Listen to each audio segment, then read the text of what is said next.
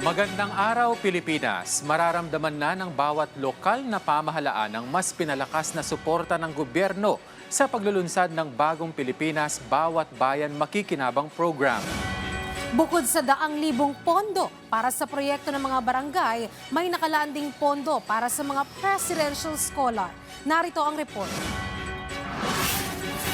Libo-libong mga Batanggenyo ang direktang nakinabang sa paglulunsad sa Batangas ng Sa Bagong Pilipinas Bawat Bayan Makikinabang Program sa pangunguna mismo ni Pangulong Ferdinand R. Marcos Jr.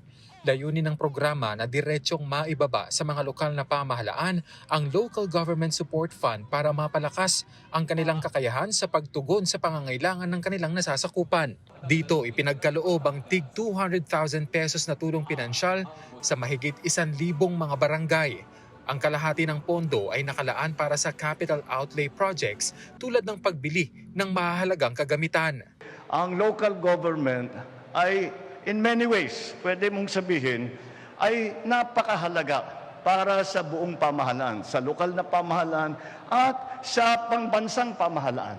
Dahil, lagi ko pong sinasabi, kahit napakaganda ng mga programa, ng mga proyekto ng national government, kung hindi po sisipagan, kung hindi po gagawin na magandang trabaho ng ating mga local government, ang taong bayan wala naman pong mararamdaman. Salamat sa Presidente. Malaking tulong para sa barangay namin. Sa aming barangay 12, Sablayan. Ang kalahati naman sa 200,000 pesos ng mga barangay ay ilalaan para sa 5 presidential scholars sa bawat barangay ay makakatanggap ng tig 20,000 pesos educational assistance. Malaking bagay dahil hindi magiging sikat ang Pilipinas kung hindi sikat ang ating mga kabataan.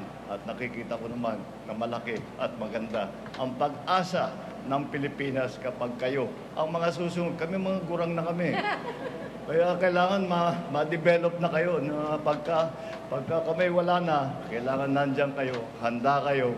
Kabilang din sa aktibidad ang pamamahagi ng 10 kilo ng bigas sa mga vulnerable sectors. Sa kabuuan, nasa 235,000 na individual sa probinsya ang makikinabang sa programa. Tiniyak pa ng Pangulo na magpapatuloy ang programa at hindi pang photo op lang. Kasabay niya ng pagtiyak ni Executive Secretary Ralph Recto na hindi lang ito sa Batangas, kundi sa buong bansa at walang tinitingnang kulay politika.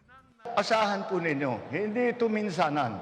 Hindi ito nangyari, ganito, magpo-programa tayo, magpapapicture tayo, tapos wala na, hindi nyo na makikita. Halimbawa, yung pagbigay ng bigas ay kada 2 buwan ay magbibigay ulit ng bigas. So, 6 na beses sa isang taon. This is not a hometown accommodation. This is not a regional favor. This is a national commitment. Ito ay ginagawa sa buong bansa. Batay sa huling datos noong April 16, umaabot na sa humigit kumulang 15 billion pesos ang naipamahaging pondo sa ilalim ng LGSF sa iba't ibang bahagi ng bansa. Kenneth Pasyente para sa Pambansang TV sa Bagong Pilipinas.